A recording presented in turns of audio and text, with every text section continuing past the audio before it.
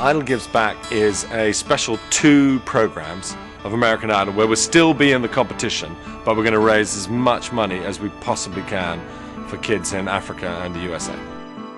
We're in downtown LA today, and we're at a building where they supply food, groceries, to people who just haven't got enough money to feed themselves. So families, kids, the whole thing is run by volunteers, and very nice place. What I particularly liked about where we were today is that nobody was made to feel uncomfortable about being in this situation. They were treated with dignity and respect, and they do an incredible job. And I actually didn't know these type of places existed, or there were these type of problems. And that goes back to my original point, which is I think a lot of people, along with myself, will suddenly realize that there are problems which you may not have known about. Hi. Love the hats. How are you?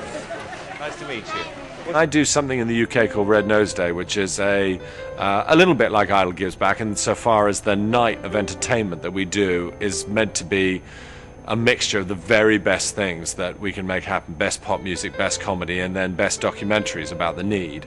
But also the day has a lot of fundraising events, kids fooling around in school and kids buying little red noses which we sell for $1 in the supermarket. And that all adds up to a huge amount of money that we make every 2 years. And I hope that Idol may be the beginning of that kind of what is a sort of national day of giving.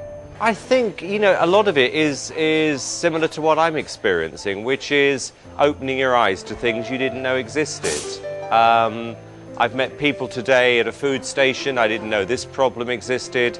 Ryan and myself went to Africa. We met people in some pretty dire conditions. I think it's just about opening your eyes to a couple of things and simply making a choice whether you want to help or not. This is absolutely not about making people feel uncomfortable or preaching. It's simply, there are some problems which maybe this show could help a few people. It is as simple as that. We live in a world which is communication-wise getting closer and closer and closer, and yet somehow our world's getting more and more apart. So you have 2 million people dying of malaria a year in Africa, nobody dying of malaria in the USA. And what we're trying to do, when Bono says worlds collide, we're going to take 2 of the most famous people in America to have a look in Africa about what it's like if your child stands a 1 in 5 chance of dying of malaria before their 5th birthday.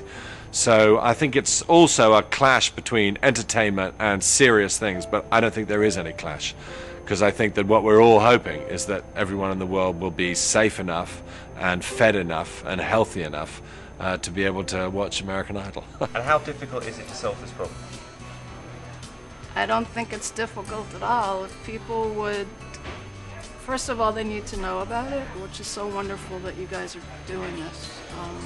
Once they know about it, if they give a can of peas, a tomato, $1, I mean, it could be solved, you know, 24. I mean, it's not hard to solve. I believe the only way that you you eradicate these kind of problems is through awareness. If enough people know about the problem, it helps to get the problem sorted out. If all you're ever seeing is a 10-second snippet of the news, you don't know enough about the problem to want to do anything about it. So it's awareness.